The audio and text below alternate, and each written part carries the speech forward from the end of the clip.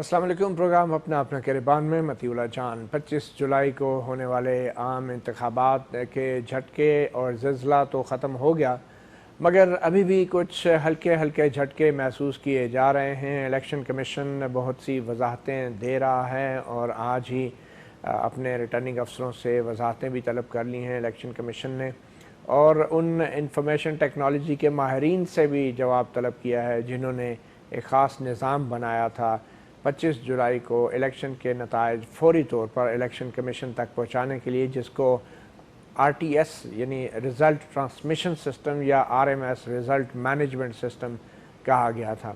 ये वो निज़ाम था जो एन इलेक्शन के दिन बैठ गया, नाकाम हो गया, और 25 जुलाई के बाद भी कई दिन तक इलेक्शन कमीशन तकरीबन 5 दिन तक अपने नताइज मुरतब हतमी तौर पर नहीं कर पाया था और बहुत से शकूक व शुबहात भी पैदा हुए थे।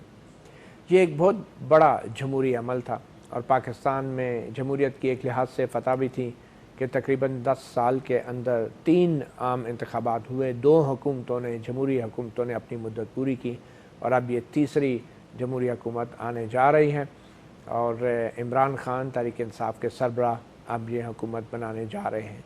मगर इस जमहूरी अमल के हवाले से बहुत से शकूक व शुबहात भी पैदा हुए, ख़ास तौर पे पोलिंग वाले दिन जो कुछ हुआ और फिर इलेक्शन से पहले जो जिस तरह का सियासी जोड़ तोड़ हुआ, बहुत से लोगों ने उसको सियासी इंजीनियरिंग का नाम भी दिया, और फिर इलेक्शन के बाद जिस तरह नताइज के आने में ताख़ीर हुई, बहुत से लोगों को शक है कि ये जमहूरी अमल नहीं था, ये शायद पॉलिटिकल इंजीनियरिंग थी। और ये इंजीनियरिंग किस इंजीनियर ने की, इस हवाले से भी बहुत से इल्ज़ामात लग रहे हैं। मगर इस तमाम जमहूरी अमल के अंदर अगर किसी ने जमहूरियत की खातर आवाज़ बुलंद की है, कुर्बानियाँ दी हैं, तो एक सियासतदान का नाम हम फरामोश नहीं कर सकते, और वो हैं जनाब मखदूम जावेद हाशमी साहब। मुल्तान से पाकिस्तान मुस्लिम लीग नून को उन्होंने जमहूरी रवायात की खिलाफ वर्जी की वजह से छोड़ा और फिर तहरीक इंसाफ में शामिल हुए, और तहरीक इंसाफ के ऊपर भी ये इल्ज़ाम लगाया कि जमहूरियत के ख़िलाफ़ साजिश का हिस्सा बन रहे हैं, और ऐन धरने के दौरान ही मखदूम जावेद हाशमी तहरीक इंसाफ से भी अलहदा हो गए। और अब 2018 के इलेक्शन से पहले उन्होंने मुस्लिम लीग नून को दोबारा ज्वाइन किया था, मगर इलेक्शन हमारे बहुत बहुत शुक्रिया, आपने अपना अपना गिरबान को वक्त दिया। इससे पहले कि मैं आपसे गुफ्तगू का आगाज़ करूँ, एक आपने इंटरव्यू हमें दिया था अपना अपना गिरबान को 16 जुलाई को। आपने आइंदा इंतखाबात में नून लीग और इमरान खान के मुस्तकबिल के बारे में कुछ प्रेडिक्शंस की थी। पहले वो सुनते हैं आपने कहा क्या था इलेक्शन से पहले 16 जुलाई को अपना अपना गिरबान में। नून लीग का क्या मुस्तकबिल है 25 जुलाई के इलेक्शन में? बतौर एक सीनियर सियासतदान आप क्या देख रहे हैं? पंजाब के अंदर किस किस्म का रिस्पॉन्स आएगा नून लीग के लिए 25 जुलाई? मैं समझता हूँ कि ये जो हिस्ट्री की ये जंग है, ये नवाज शरीफ ने अपनी बेटी को ला के ये जीत ली है।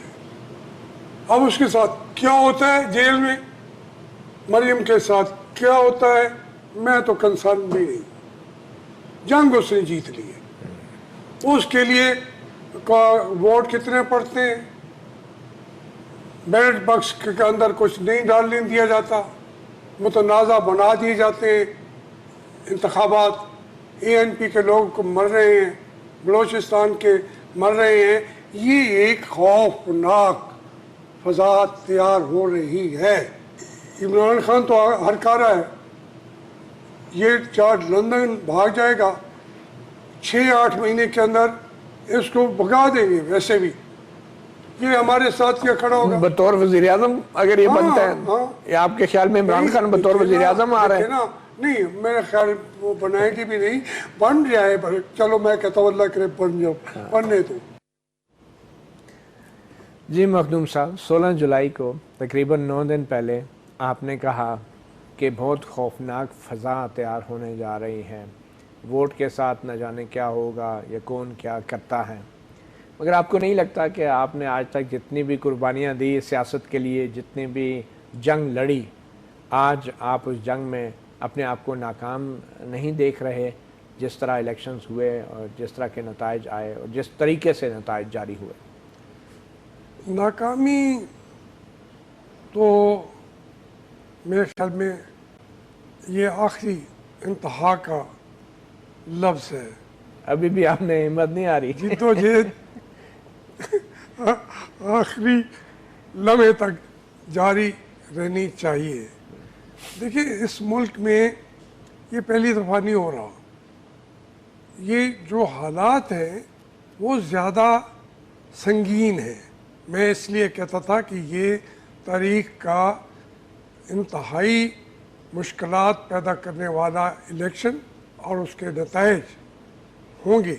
जिस तरीके से इंजीनियरिंग की गई थी, मैंने कहा था कि ये भी कहा था आपसे कि ये जो रिज़ल्ट्स हैं वो तो तैयार हो चुके हैं, 25 तारीख को सिर्फ अनाउंस होना है।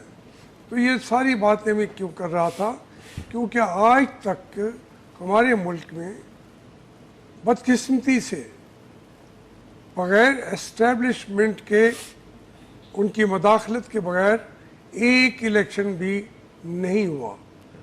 अब जब मर्ज़ी के नताइज आप लेना चाहते हैं तो इतनी गलतियां करते हैं जिसका खमियाजा मुल्क भुगतता है। मुल्क टूटते हैं, अलग लोग हो जाते हैं, दुश्मनियां बढ़ जाती हैं और उसमें मुल्क की मईशत तबाह से तबाह तर होती जाती है। लोगों को, जो नाने जमी को लोग तरस जाते हैं, महंगाइयों का सामना करते हैं। मुल्क है पाकिस्तान, उसकी अपनी मईशत के अंदर जान है, ताकत है, वो फिर खड़ी हो जाती है बेचारे। मेरी तरह मैं भी उम्मीद नहीं छोड़ता और पाकिस्तान का जो महल्ले वकूफ़ है, उसकी मईशत है, वो पाकिस्तान को फिर लेके खड़ी हो जाती है। ठीक, मगर हाशमी साहब, आपको ख्याल नहीं आया ये नताइज देख के कि अगर आज आप तहरीक इंसाफ में होते तो पंजाब में या वफाक में किसी अच्छे महकमे के सरबराह होते, वजारत होती आपके पास, आपकी पार्टी हुकूमत बना रही होती, तो आपसे कोई सियासी गलती तो नहीं हो गई? मैंने, अगर आप थोड़ा सा देखें कि मैंने पार्टियों के कौन से ओहदे छोड़े हैं। मुस्लिम लीग का मैं सदर था 6.5 साल, MNA था, मेरी बेटी MNA थी। जब इख्तलाफ मेरे ज़हन में आया तो मैंने सारी चीज़ें छोड़ी, सदारत छोड़ी। ये वो तसलसल था मेरी 7 साल की कैद का, जिसमें से अब कामयाबी की तरफ हमने बढ़ना था, तो मैंने इख्तलाफ कर लिया। अब जब ये थी अपनी तहरीक इंसाफ, इसका मैं सदर था, इसका बल्कि जो एक पार्लिमानी बोर्ड टाइप इन्होंने बनाया था उसका मैं चेयरमैन था। तमाम टिकटें इमरान खान ने कही थी जिसको चाहे देते जाएं, खंबे को देते जाएं, हमने जीतना है, आप परवाह ना करें। लेकिन मैंने वो भी छोड़ दी। वजह यह है कि मैं इक़्तिदार का बंदा नहीं हूँ। नहीं, लेकिन आप सियासत में भी तो नाकाम हुए ना। कैसे नाकाम हुआ? मैंने जिस बात को, सियासत का एक मकसद होता है, जो सच है कहो, जो ज़मीर की बात है कहो, उसके बाद आप कहीं भी जाए। मैं तो कहता हूँ मैंने खुदकुश हमला किया धरने के ऊपर, मैं तो वहीं फौत हो गया, फिर मैं कैसे खड़ा हो गया? ये जो आप बार बार कहते हैं, मैं उसका कुनूस की तरह हूँ, जब जल जाता है तो उसी में से फिर खड़ा हो जाता है। मैं तो बात, जब तक जिंदा हूँ तो मैं तो जमहूरियत की बांसुरी बजाता रहूँगा। मगर हाशमी साहब, आपने कहा था कि Imran Khan judicial martial law लगाएंगे, अदलिया के ज़रिए हुकूमत तब्दील हो गई। ये अदलिया के ज़रिए तो कुछ नहीं हुआ, ये तो इलेक्शन में जीत गई है तहरीक ये इंसाफ। सारा कुछ हमारी अदलिया के ज़रिए हुआ है। आप देखिए, आज का दिन जब आप मुझसे पूछ रहे हैं तो हमारे चीफ जस्टिस साहब जो हैं वो फरमा रहे हैं, मैं उनके अहकामात को, इसको मुझे यकीन है कोई मीडिया सेंसर नहीं करेगा। उन्होंने कहा कि काला बाग डैम हमारे बस की बात नहीं है। इलेक्शन के दिनों में रात दिन कहते थे हम काला बाग डैम बनाएंगे, लेकिन बाद में फिर वो दयामेर और तो क्यों किया? उस वक्त क्योंकि काम हो गया, लोगों ने कहा यार एक जज बना रहा है, تو نواز شریف نے کیوں نہیں بنایا؟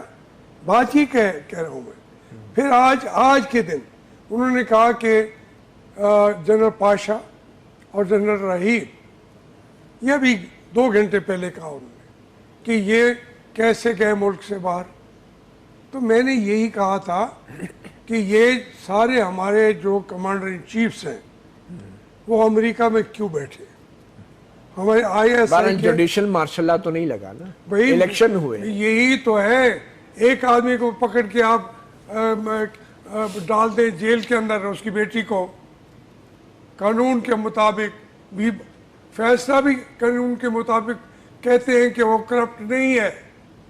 تو یہی جوڈیشل مارشل لا ہوتا ہے. وہ جوڈیشل مارشل لا لگا کے وقتی طور پر جو بیٹھے عمران خان، اب عمران خان کو کیا حکومت ملی ہے؟ روز نمبر گیم کہ ایک ووٹ ہمارا بڑھ گیا. یہ جمالی سے نیازی حکومت ہے. ایک ووٹ کے ساتھ بیٹھ کے حکومت چلا سکے گا؟ نہیں ٹھیک ہے، لیکن الیکشن کمیشن نے یہ سب کچھ کیا ہے، آئین کے مطابق کیا ہے، وقت پر انتخابات ہوئے ہیں. جی معین الدین صاحب تھے چیف الیکشن کمشنر 77 میں، تو انہوں نے کہا ہم نے بالکل ایک چیز جو ہے ہم نے اس کو کوئی مداخلت نہیں کر سکے. بعد میں جب پتہ چلا دھاندلی ہو گئی ہے تو ہمارے صحافی دوستوں سے نے پوچھا کہ آپ تو کہتے تھے، اس نے کہا بھائی مجھے کیا پتہ تھا، they will bull in the china shop. میں نے تو شیشے کی دکان سجا لی تھی، میں تو سمجھ رہا تھا کہ یہ ساری چیزیں چل رہی ہیں. مجھے کیسے پتا تھا کہ ایک سنڈا جو ہے جو شیشے کی دکان کے اندر گھسے گا، ایک سینگ ادھر مارے گا ایک ادھر مارے گا. تو الیکشن کمشنر کو میں زیادہ ذمہ دار نہیں سمجھتا. یہ جسٹس ریٹائرڈ سردار رضا صاحب میں نہیں ذمہ دار سمجھتا. میں سمجھتا ہوں مطلب آپ کہتے ہیں یہ معصوم ہے؟ میں سمجھتا ہوں دیانتدار آدمی ہے. غلطیاں کئی ہر انسان میں ہوتی ہیں، میں نہیں جانتا اور چیزیں نہیں جانتا. ان سے کیا غلطی ہوئی؟ نہیں دیکھیں، وہاں پہ ہماری جو پولنگ اسٹیشن تھے، مجھے اور چیزوں کا پتہ بھی نہیں تھا. میں تو الیکشن لڑ نہیں رہا تھا، مجھے تو مسلم لیگ نے ٹکٹ نہیں دی تھی، تو میں اس کے باوجود میں ان کے لیے ووٹ تو مانگ رہا تھا. لیکن میں کوئی اتنے شدت سے کہ میں لڑ رہا ہوں. تو پھر وہ مخدوم رشید کے اوپر جب میں نے دیکھا 6 بجے پولنگ پریزائڈنگ افیسروں نے پولنگ ایجنٹوں کو کہا کہ تم چلے جاؤ. انہوں نے کہا ہم کیوں جائیں؟ تو پھر انہوں نے آرمی کو کہا کہ ان کو نکال دیں. اچھا، انہوں نے کہا نکلو. تو آپ کو جواب دے سکتا تھا. پورے ملک کے اندر پولنگ اسٹیشن پر قبضہ کس کا ہو گیا؟ یہ NA-155 ملتان کی آپ بات کر رہے ہیں محمد؟ نہیں، میں 158 کی کر رہا ہوں. 158 کی، جس میں نون لیگ کے سید جاوید علی شاہ جو تھے انہوں نے 73,218 ووٹ لیے. تو سید جاوید علی شاہ جو ہیں ان سے آپ کی بات ہوئی؟ آپ نے کیا خود دیکھا اپنی آنکھوں سے؟ نہیں، میری تو ان سے بات بھی نہیں ہوئی. میں نے خود گاؤں میں ووٹ تو کاسٹ کرنے گیا تھا. میں تو بیٹھا تھا، میرے گھر کے ساتھ تو پولنگ اسٹیشن تھا.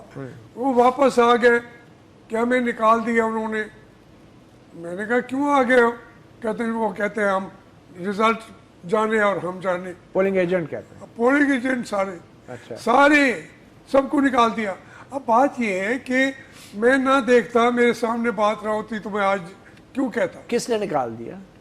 پریزائڈنگ آفیسر نے نکالا. جو پولنگ آفیسر کے جو عملہ تھا انہوں نے انکار کیا. انہوں نے اپنی مدد کے لیے جو وہاں فوجی نوجوان کھڑے تھے ان کو کہا جی ان کو نکالو. انہوں نے کہا نکلو. اچھا، بس. پھر اس کے بعد 12-13 گھنٹے وہ وہاں جا ہی نہیں سکے. تو رزلٹ تیار ہوتا رہا، ہو سکتا ہے صحیح ہوتا رہا ہو، نہ ہوتا رہا ہو، کون جانے. آپ یہ سمجھتے ہیں کہ یہ رزلٹ جو ہے اس میں مینوپولیشن کی گئی ہے، جعل سازی کی گئی ہے؟ وہ تو یوسف رضا صاحب بھی کینڈیڈیٹ تھے، جاوید علی شاہ بھی تھے، ابراہیم خان بھی تھے، لیکن وہ خود ان چیزوں کو انہوں نے اٹھایا ہوا ہے. لیکن میں تو جو ایک لحاظ سے جو میں بالکل غیر جانبدار آدمی بیٹھا تھا، کسی اس کے سامنے جب پوری کی پوری بات کھل گئی کہ ہم آگے بیٹھے، وہ رو رہے تھے پولنگ ایجنٹ. ٹھیک. تو یہ ایک جگہ پھر جب مجھے پورے ملک سے ہر جگہ سے باتیں آنی شروع کی، مسلم لیگ نون نہیں، وہ چونکہ ایک آرڈر تھا، اس میں جو تحریک انصاف والے کراچی میں بیٹھے تھے وہ بھی رو رہے ہیں. اچھا، جو جہاں بیٹھے تھے. ایک چھوٹی سی بریک لیں گے اور بریک کے بعد ہمارے ساتھ موجود ہیں مخدوم جاوید ہاشمی. مخدوم صاحب، ملتان کے حوالے سے اور خاص کر آپ کے حلقے کے حوالے سے تاثر یہ بھی ملتا ہے کہ آپ کی پارٹی جو تھی شاید آپ کے امیدوار کے اتنا سپورٹ نہیں کر رہی تھی مقامی طور پہ. آپ کے اپنے تعلقات کیسے تھے ویسے؟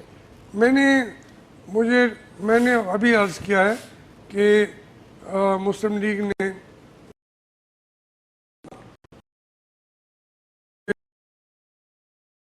مفاد میں سمجھا جو نہ دینا. ہاں نہ دینا. میں نے اس کے باوجود ہر گلی میں گیا ہوں، جلسوں سے خطاب کیا ہے، اپنے گھر کے اندر لوگوں کو بلایا ہے، ووٹ ان کو دلائے ہیں، اور کوئی کینڈیڈیٹ یہ نہیں کہے گا کہ جاوید ہاشمی نے ہماری. اگر آپ کو ٹکٹ ملتا تو آپ اس سے زیادہ ووٹ اٹھاتے؟ دیکھیں، میں جو کینڈیڈیٹ ہوتا ہے نا وہ بڑا ہوپ فل ہوتا ہے. میں تو کہتا ہوں میں ان دونوں سیٹوں پہ، بلکہ تیسری جو تھی وہ اس کے اندر بھی 156 کسی سیٹ پہ مجھے لڑا دیتے تو میں تو انشاءاللہ سیٹ لے کے آتا. اچھا معذرت سے، آپ کے لاسٹ ووٹ کاؤنٹ کتنا تھا جو آپ نے کنٹیسٹ کیا تھا لاسٹ الیکشن میں؟ آپ کی کیا؟ مجھے ایگزیکٹ نہیں ہے، کوئی 40 سال تھے. یہ بائی الیکشن تھا. یہ بائی الیکشن وہ اس وقت مسلم لیگ نے 22 دن بعد میرے حق میں فیصلہ کیا، میں آزاد ہی لڑ رہا تھا. ٹھیک ہے. اچھا، اب یہ جو شاہ محمود قریشی کا ایک حلقہ تھا صوبائی، جس میں محمد سلمان نعیم جو ہیں آزاد امیدوار جیتے ہیں 35,294 ووٹ لے کر، اور شاہ محمود قریشی دوسرے نمبر پہ ہیں 31,716. کچھ تقریباً 3,000 ووٹ کا فرق ہے. تو آپ کے خیال میں شاہ محمود قریشی جو ہیں وہ کیسے ہار گئے؟ اگر اتنی دھاندلی ہو رہی تھی پھر تو شاہ محمود قریشی کو بھی جیتنا چاہیے تھا. یہ کوئی اندرونی سیاست تھی، کیا تھا؟ وہ انہوں نے کہا ہے بارہا کہ میرے ساتھ گیم ہوئی ہے. وہ گیم کا تو وہی بتا سکتے ہیں. میں صرف یہ بتاتا ہوں کہ یہ مسلم لیگ کی جو دونوں سیٹیں شہر کی اور چاروں سیٹیں جو باہر کی، ان کے اندر مسلم لیگ کی پوزیشن سب سے بہتر تھی. وہ تیسرے نمبر پہ آئی ہے ہر سیٹ پہ، تو اور 54 پہ چوتھے نمبر پہ آئی ہے. وہ یہ اس کے بارے میں یہ جیتتے، یہ ہمارے جو کینڈیڈیٹ تھے ان کے اندر کمی بھی ہو پھر بھی شاید جیت جاتے، کیونکہ ملتان بیسیکلی مسلم لیگ نون کا گڑھ ہے. کیونکہ وجہ یہ ہے کہ 3-4 بہت ہیوج جو وہاں کی برادریز ہیں وہ امرتسر کی ہیں، روہتک کی ہیں، نواز شریف کے وہاں سے بھی ہم وطن اور یہاں بھی ہم وطن. انہوں نے کبھی ساتھ نہیں چھوڑا نواز شریف کا. مگر یہ اتنا بڑا میٹرو پروجیکٹ بھی ملتان کو دیا گیا، اس کا بھی کوئی فائدہ نہیں ہوا؟ نہیں، کام تو دیکھیں، میں کلیم کرتا ہوں ملتان کو میں نے 7 یونیورسٹیاں میں نے دلائی. ڈیمانڈ میں نے کیا، کوئی اور کہے گا بھی نہیں کہ ہم نے مانگی ہے، نہ یوسف زار، نہ شاہ محمود صاحب، نہ کوئی اور ہماری مسلم لیگ کے لوگ. لیکن دی تو شہباز شریف نے تھی نا 7 یونیورسٹیاں. ایک بات نہیں ہے، ملتان جس کو 7 یونیورسٹیاں دی. تو پھر کیا ہوا؟ کارڈیالوجی کا پروجیکٹ میں نے ان سے منظور کرایا، وہ دیا. کڈنی کا پروجیکٹ دیا. پھر ان کو یہ بات آپ تھوڑی سی سمجھنے کی کوشش ہے. یوسف گیلانی صاحب محسن ملتان کہتے ہیں اپنے آپ کو، لیکن شہر ملتان اور باقی 3 سیٹوں پہ اندرون شہر پہ جہاں کے اوپر انہوں نے فلائی اوورز بنائے، کینڈیڈیٹ کھڑا نہیں کر سکے، کینڈیڈیٹ پیپل پارٹی کا. تو اس میں مسلم لیگ کی تھوڑی بہت ٹیکنیکل غلطیاں ہوئی ہیں. میں تو مشاورت میں نہیں تھا، کاش وہ مجھ سے پوچھ لیتے، مجھے ٹکٹ نہ بھی دیتے.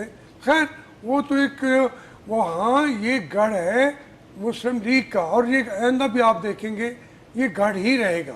ان کی اپنی ٹیکنیکلی چیزیں غلط ہو گئیں. میں عرض کر رہا ہوں نا کہ اس شہر کو وہاں کا ایئرپورٹ بنا ہے انٹرنیشنل، اس کو 1997 میں نے انٹرنیشنل بنوا دیا تھا، لیکن اس کو یوسف زاد صاحب کلیم کرتے ہیں تو کوئی کہتا نہیں ہے، حالانکہ مختلف گورنمنٹ، پرویز مشرف نے 2 ارب دیا اس ایئرپورٹ کے لیے، پھر اس کا جا کے افتتاح نواز شریف صاحب نے کیا، لیکن بنوایا میں نے انٹرنیشنل ایئرپورٹ جس شہر کو دیا، پھر ایگریکلچر یونیورسٹی دی، خواتین یونیورسٹی دی، آپ کو افسوس تو نہیں یونیورسٹی دی. افسوس تو نہیں ہے نا؟ نہیں کوئی افسوس نہیں.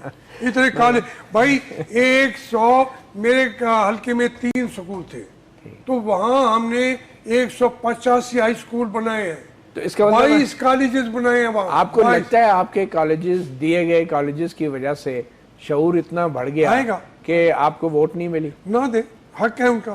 دیکھو شعور بڑھ گیا آپ کے کالجز، میری بات سنیں، نوازادہ نصراللہ یہ کوشش کرتا ہے کہ رہے کہ عام آدمی کو ووٹ کا حق ملنا چاہیے، کیونکہ عام آدمی کو 70 سے پہلے تو ووٹ نہیں تھا نا، بی ڈی دیتے تھے، تو یہ عام آدمی کا ووٹ، عام آدمی کا ووٹ.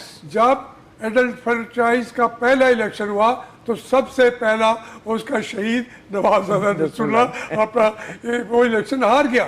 تو میں اس لیے تو نہیں بنائی چیزیں کہ وہ مجھے ہی بنائیں، یہ ان کا رائٹ ہے. چلے، اور اس دفعہ لوگوں نے اپنا حق استعمال کیا؟ کچھ نے کیا، باقی حق بیچاروں کا چھین لیا گیا ہے، وہی تو بتا رہے ہیں.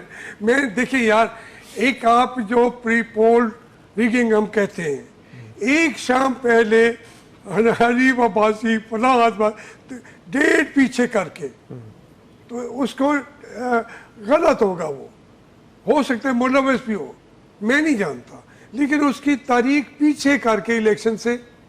دوسری طرف سپریم کورٹ کہہ رہا ہے کہ کسی نئے والے کی کو ہم گرفتار نہیں کریں گے. اچھا یہ بتائیں، الیکشن والے دن آپ کہتے ہیں chief election commissioner justice retired سردار رضا بڑے معصوم ہیں، شریف آدمی ہیں، لیکن ان شریف آدمی نے جو پولنگ اسٹیشن کے اندر سیکیورٹی اہلکاروں کو، فوجی اہلکاروں کو تعینات کرنے کا نوٹیفیکیشن جاری کیا اور ان کو مجسٹریٹ کے اختیارات بھی دیے، تو وہ کس حد تک اس نے متاثر کیا؟ سارے سیاستدان کہہ رہے تھے فوج کی زیر نگرانی وہاں ان کا موجود ہونا ضروری ہے، تو وہ میں کیس، لیکن پولنگ اسٹیشن کے اندر اور باہر کا تو نہیں تھا. میں سردار رضا کے کیس میں نہیں لڑنا، وہ خود اپنے لڑیں گے. نہیں، لیکن پولنگ اسٹیشن کے اندر سیکیورٹی اہلکاروں کا تعینات کرنا آپ کے نزدیک یہ مناسب عمل تھا؟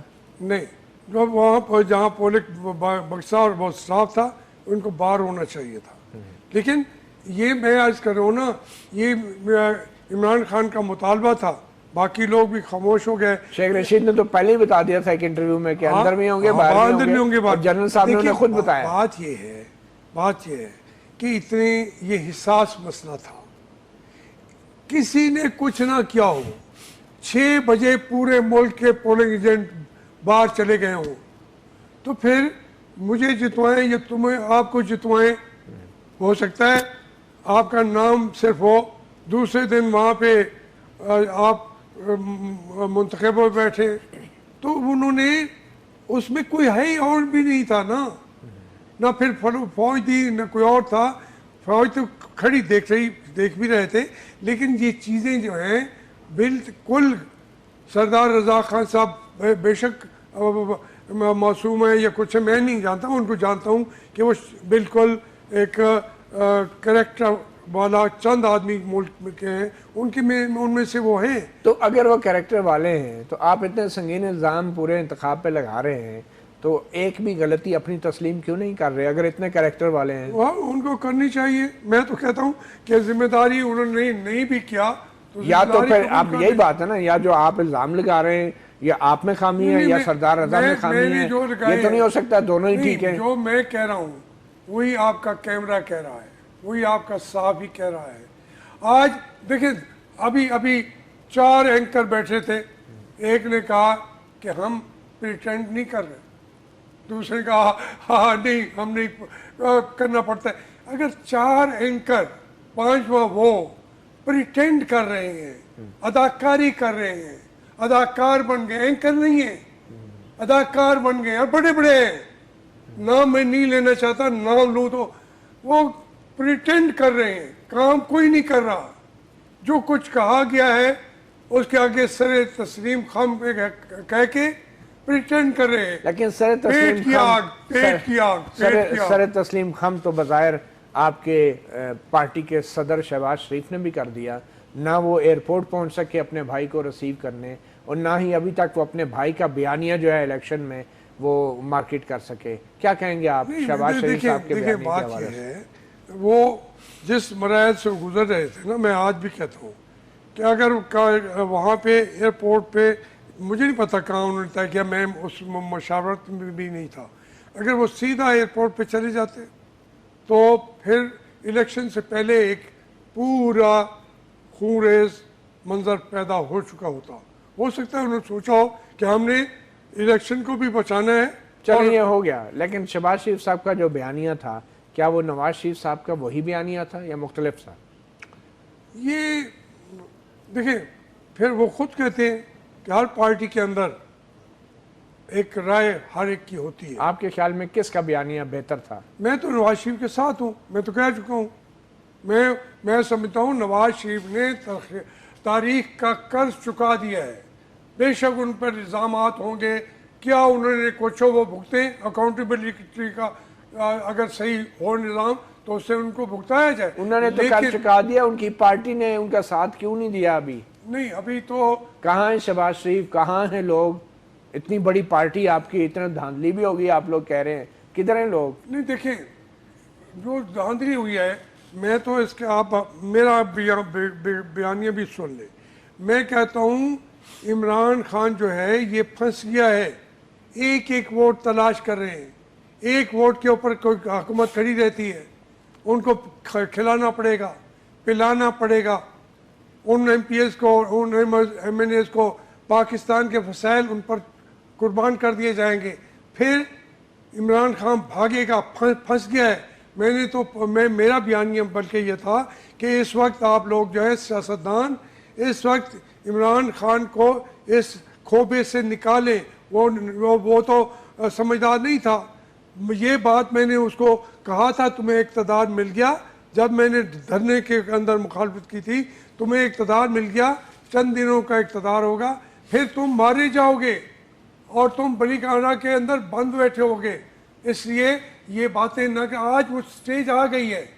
میں آپ سے عرض کروں کہ صرف یہ نہیں, میں نے محترم بے نظیر سے بھی آخری جب انہوں نے این آر او سائن کیا, وہ کہنے لگی کہ ہاشمی صاحب میں کوڑی گولی نکل رہی ہوں. میں نے کہا بی بی اس کے بعد اقتدار آپ کو ملے گا, لوڑا لنگڑا اقتدار ہوگا, پھر اس کے بعد آپ کی پارٹی دھکے کھاتی پھرتی ہوگی. یہ کوڑی گولی نہیں ہے, یہ زہریلی گولی ہے. یہی بات میں نے عمران کو کہی تھی, یہی بات آج سیاستدانوں کو کہتا ہوں کہ اس پارلیمنٹ کو بھی بچا دے, کیونکہ اس کے بعد پھر اور کچھ نہیں ہوگا. بہرحال آپ نے اس پارلیمنٹ کے حوالے سے بھی 25 جولائی کے الیکشن سے پہلے اپنے انٹرویو میں ایک بات کی تھی, ہم آپ کو وہ بھی سنا دیتے ہیں. 16 جولائی کو اپنا گریبان میں الیکشن سے پہلے مخدوم جاوید ہاشمی صاحب نے پارلیمنٹ کے حوالے سے کچھ پریڈکشن کی تھی, وہ سنتے ہیں. بات کو ایک لحاظ سے ریگ کر دیا گیا ہے, پریپورٹ طریقے سے ریگ کر دیا گیا ہے. جو بھی ریزلٹ آئیں گے ہو سکتا ہے برابر کر دیں, کسی کو آگے کر دیں, کسی کو پیچھے کر دیں, تو اس سے ایک ایسی پارلیمنٹ پیدا ہوگی جس کا پہلے سے ہی کہہ دیا گیا ہے کہ یہ ہنگ پارلیمنٹ ہوگی. ہنگ ہوتا ہے جو پھانسی پہ 25 جولائی کے دن صبح کے وقت آپ نے الیکشن کے نتائج آنے سے پہلے ووٹ دینے کے بعد آپ نے کہہ دیا تھا کہ ایک ہنگ پارلیمنٹ کی طرف جا رہے ہیں. تو آج آپ دیکھ رہے ہیں کہ جمہوریت اور پارلیمنٹ اس سے بدتر ہو گیا ہے.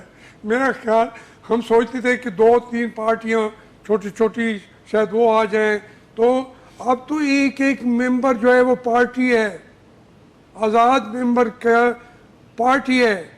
آزاد ممبر جو ہے وہ ملک چلائے گا, عمران خان نہیں ہوگا. آزاد ممبر ایک چلائے گا, وہ آزاد ممبر اکیلا نہیں ہے, وہ بھی پارٹی ہے. وہ کس کی پارٹی ہے؟ وہ نہیں اس کی پارٹی بڑی بڑی ہے، وہ کسی کی پارٹی نہیں، کسی کا کرندہ ہے. ٹھیک، کس کا کرندہ ہے یہ بھی ہم جانیں گے. عمران خان کو بھی آپ ہی جانیں گے، عمران خان کو بھی سمجھا جائے گا. چلے ایک چھوٹی سی بریک لیتے ہیں. بریک کے بعد ہمارے ساتھ موجود ہیں اپنا گریبان میں مخدوم جاوید. مخدوم صاحب، آپ بہت سینئر سیاستدان ہیں اور بہت تجربہ کار سیاستدان ہیں. اگر آپ شہباز شریف کی جگہ ہوتے تو آج کیا کرتے؟ نواز شریف مریم جیل میں ہے اور پنجاب میں کم از کم ایک چانس ہے، شاید نون لیگ کوشش کر رہی ہے حکومت بنانے کی. آپ اگر شہباز شریف کی جگہ ہوتے تو کیا کرتے؟ پنجاب میں حکومت بنانے کی کوشش کرتے، حلف اٹھاتے؟ ابھی تک کی جو حکمت عملی ہے حلف اٹھانے کی وہ درست ہے یا آپ کچھ اور کرتے؟ دیکھیں، میں سمجھتا ہوں جس طریقے کے حالات ہیں، چاہیے تو یہ تھا جس کا مینڈیٹ زیادہ ہے، 2 آدمیوں کا بھی 3 آدمیوں کا بھی، اس کو رائٹ دے دیتے کہ وہ رول کرے. مرکز کے اندر بھی عمران خان کی اکثریت نہیں ہے، جو اکثریت شو کرتا اس کو چلنے دیتے. لیکن نون لیگ سے زیادہ ہے. میں نون لیگ سے زیادہ ہے، لیکن نون لیگ سے زیادہ ہونے کا مطلب یہ نہیں ہے کہ اس کا حق بن گیا حکومت کرنے کا. نہیں نا، پنجاب میں آپ کی زیادہ ہے تو آپ دعویٰ کر رہے ہیں. میں وہی بات کر رہا ہوں. زیادہ ہے. میں یہ کہہ رہا ہوں کہ اگر یہاں آپ نے تسلیم کر لیا ہے تو پنجاب کے اندر جن کے زیادہ تھے، آپ کے نے کہا ان کو بھی حکومت کا حق دینا چاہیے تھا. یہ دونوں جو اسمبلیاں ہیں ہنگ پارلیمنٹ ہیں، پھانسی لگ گئی ہے، پھانسی کا اعلان ہو گیا ہے. اب کوئی بڑی طاقت پھانسی معاف کر دے، ورنہ جیسے قیدی کو پھانسی کا حکم ہو جائے. تو آپ کا تجربہ کیا کہتا ہے کہ اگر آپ شہباز شریف کی جگہ ہوتے کیا کرتے؟ دیکھیں، میری اپنی بات نہیں ہوتی. میں سمجھتا تھا وہاں وہ حکومت بناتے، یہاں ان کو بنانے دیتے، لیکن جو ماحول ہے چلنا دونوں نے ہی نہیں تھا. میں سمجھتا ہوں کہ اگر جرأت ہوتی بطور وزیر اعظم عمران خان کو بھی، وہ کہتا جی مجھے لوگوں نے اکثریت ابھی نہیں دی، میں دوبارہ انتخابات کا اعلان کرتا ہوں، یہ اس کا حق ہے. وہ تو حلف اٹھانے کے بعد کر سکتے ہیں، میں پہلے تو نہیں، وزیر اعظم بننے کے بعد. نہیں، میں وہی ان کو میں اپنی طرف سے تجویز دے رہا ہوں. اچھا، کیا حل اور کوئی نہیں ہے؟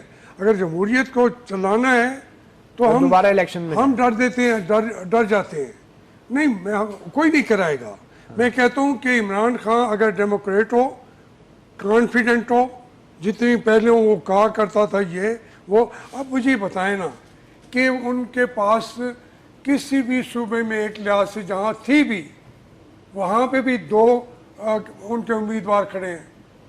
ایک وہ کہتے ہیں ہو گیا نا، وہ تو اندرونی معاملہ ہے. اندرونی نہیں ہے، یہ باہر جب باہر آتی ہیں تو اور خیر جمہوریت میں ہی ہوتا ہے، وہ فائنل فیصلہ ہو گیا، پرویز خٹک مان گئے. اس لیے بہتر یہی ہوتا کہ یہ بیٹھتا، ساری پارٹیز کو جمع کیا جاتا. آپ اگر شہباز شریف کی جگہ ہوتے کیا کرتے؟ میں اگر ہوتا، میں ساری پارٹیز کو اکٹھا کرتا، بیٹھتا اور پھر ان کے مشورے سے ایک پالیسی طے کرتے کہ ہم نے پارلیمنٹ کو کنٹینیو کرنا ہے. وہ تو کر رہے ہیں، وہ تو بیٹھ رہی ہے، اپوزیشن بیٹھ رہی ہے. تو میں کہتا ہوں پنجاب میں آپ کی کیا حکمت عملی ہوتی؟ اس کے اندر بھی پارٹی کی گورنمنٹ بنانے کی کوشش کرتا. لیکن آپ آزاد امیدواروں کو کتنے ریٹ پر خریدنے کی کوشش کرتے ہیں؟ ریٹ پہ ہی تو میں مارا جاتا. میرا ریٹ کم ہونا تھا، دوسروں کے جہاز ہونے تھے، دوسروں کے صبح و شام جو ہے ہواؤں میں، فضاؤں میں، آسمانوں میں، زمینوں میں خون برس رہا ہوتا تو میں تو ہار جاتا. میں کیوں بناتا؟ تو شہباز شریف صاحب کا بھی کوئی قصور نہیں ہے؟ نہیں، اتنا قصور والی بات نہیں ہے. وہ اچھے طریقے سے پالیسیاں چلا رہا ہے. یہ تھوڑا سا لوگوں کو پارٹی کے اندر بھی. نواز شریف صاحب پھر اور مریم جیل میں ہی رہیں گے، آپ کو کیا دیکھ رہے ہیں؟ کیا آپ کا یہ مسئلہ آپ میاں نواز شریف کا ہے؟ یہ مسئلہ آپ بیچارے عمران خان کا ہے، جنہوں نے اندر بٹھایا تھا. ان کو اب سمجھ آ رہی ہے کہ نہ ہم اگل سکتے ہیں نہ نگل سکتے ہیں. یہ ان کی مصیبت ہے. آپ یہ نہ سمجھیں. نواز شریف کو ایک لمحے سے پہلے ان کے بس میں ہو تو وہ گھر بٹھا دیں, باہر جانے دیں اور رستے میں پھولوں کی سیج بچھائیں. لیکن نواز شریف نے پہلی ایک مثال قائم کی ہے کہ اس کو لے کے آتے ہیں ہسپتال, وہ کہتے ہیں میں جاتا ہوں جیل. یہ کبھی نہیں ہوا ہمارے ملک میں. میں تو خیر جیل میں رہا, ہسپتال میں آتا نہیں.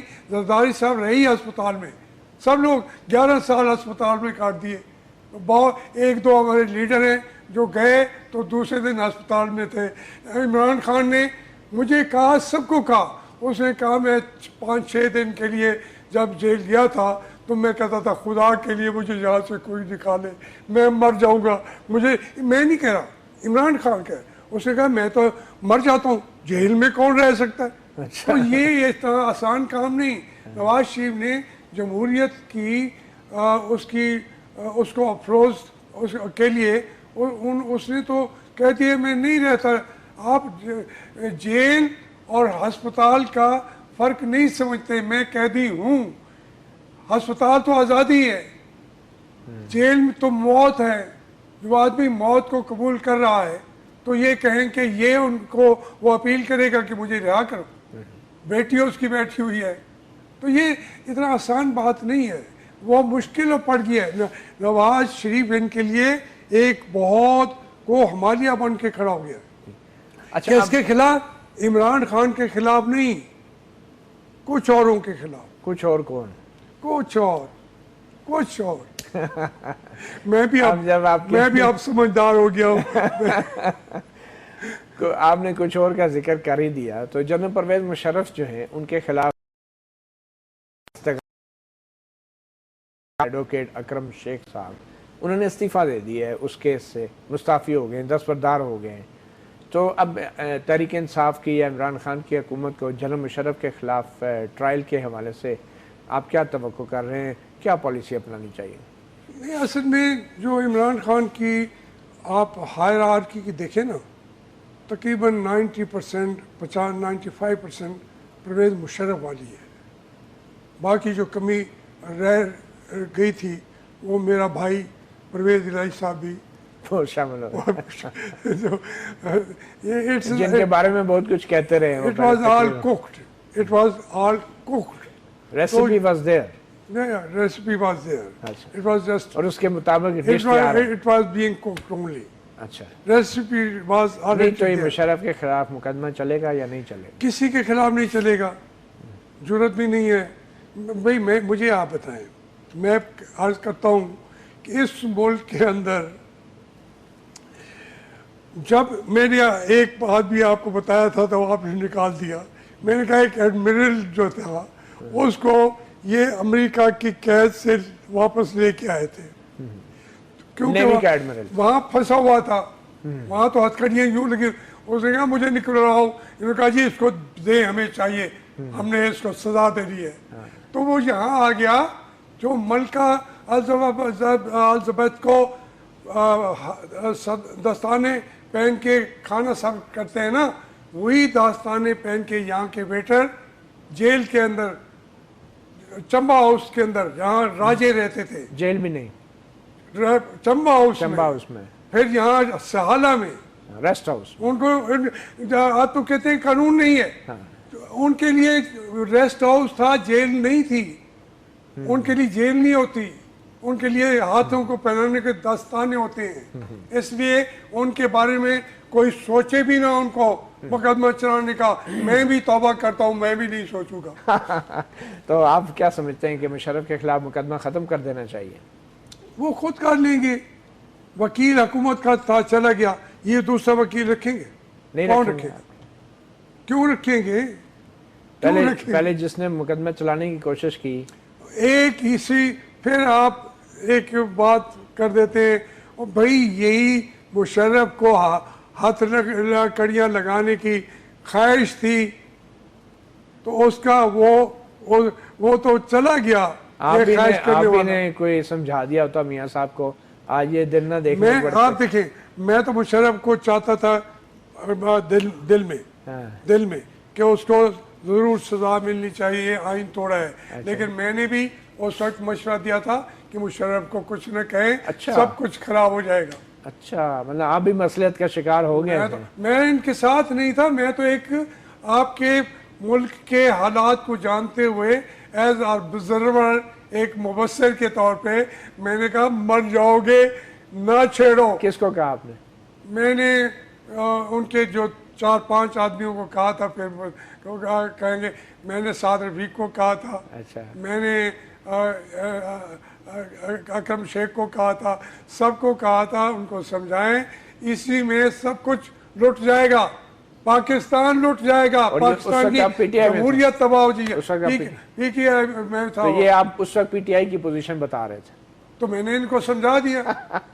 तो इसका मतलब है इमरान खान को भी आप यही मशवरा देंगे अब कि छोड़े इसको मुशर्रफ? उसको मशवरे की जरूरत नहीं है, वो पहले उसको मशवरे वो देंगे। चल, बहुत शुक्रिया। मखदूम जावेद हाशमी हमारे साथ थे, इलेक्शंस के नताइज के हवाले से बात कर रहे थे और जमहूरियत के मुस्तकबिल के हवाले से खबरदार कर रहे थे। अपना गिरबान से इतना ही। मतीउल्लाह जान को इजाज़त दीजिए। अल्लाह हाफिज़।